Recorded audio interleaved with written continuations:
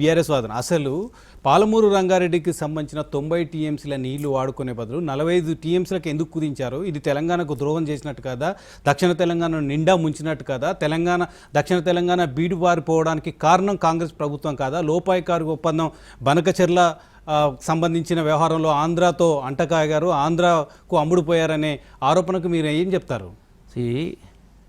ఈరోజు హరీష్ రావు పెట్టినటువంటి ఏదైతే పీపీటీ ప్రజెంటేషన్ ఉందో మాట్లాడిన దానిపైన అసలు బేసిక్ రీజన్ ఏంది? తెలంగాణ రాష్ట్రానికి సమైక్య రాష్ట్రం వల్ల అన్యాయం జరుగుతుందనే తెలంగాణ ఉద్యమం, నీళ్లు నిధుల నియామకులకు ఉద్యమం రావడం జరిగింది. తెలంగాణ వచ్చింది. తెలంగాణ వచ్చిన తర్వాత మొదటి ముఖ్యమంత్రి అయింది కేసీఆరే కదా. మొదటి ముఖ్యమంత్రి కేసీఆరే కదా. కేసీఆర్ 10 సంవత్సరాల అధికారులు ఉన్నాడు. కేసీఆర్ 10 సంవత్సరాలు అధికారుల సందర్భంలో ఉన్నప్పుడు మరి కృష్ణా జలాలకు సంబంధించి ఒకటే ఒక అంశం, కృష్ణా జలాలకు సంబంధించి 10 సంవత్సరాలు ఉండి రాష్ట్ర విభజన చట్టంలో స్పష్టంగా ఎన్ బ్లాక్ అలాట్మెంటు 811 టీఎంసీలు ఎన్ బ్లాక్ అలాట్మెంట్ చేసిండ్రు. అంటే 2 రాష్ట్రాలకు కలిపి 811 టీఎంసీలు రాష్ట్ర విభజన చట్టంలో చేయడం జరిగింది. అంటే చట్టం లేటెస్ట్గా వచ్చింది కాబట్టి ఆ చట్టం ప్రకారం మనం ముందుకు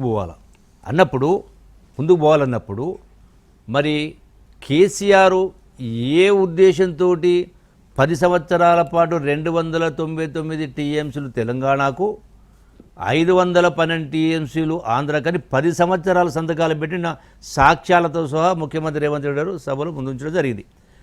ఎప్పుడైతే మీరు సంతకం పెట్టిన సందర్భంలో తెలంగాణ రాష్ట్రం వాడుతున్న నీళ్లు ఆనాటికి పాలమూరు జిల్లా, ఖమ్మము, నల్గొండ మొత్తం కలిపి కూడా 130 టీఎంసీ కంటే ఎక్కువ వాడలే అన్నప్పుడు అక్కడ రాయలసీమకు సంబంధించినటువంటి ప్రాజెక్టులు కావచ్చు, అట్లాగే కృష్ణా డెల్టాకు సంబంధించి కావచ్చు, మరి సుమారుగా 40-50 లక్షల ఎకరాల నీళ్లు బారినప్పుడు మన అవసరం కంటే ఆ సందర్భం వాళ్ళ అవసరం ఎక్కువ ఉన్నప్పుడు మీరు సంతకాలు పెట్టకుండా ఉంటే చట్టం ప్రకారం నీటి పరివాహక ప్రాంతం ప్రకారం ఏదైతే 69.15 అంటున్నామో 71% అంటా ఉన్నాం, 29 ఏపీ కంటు దానికి కట్టుబడి ఉంటే ఈ రోజున మీరు లేని హక్కును ఆంధ్ర ప్రాంతానికి కల్పించే ప్రయత్నం చేయడం జరిగింది 10 సంవత్సరాల పాటు.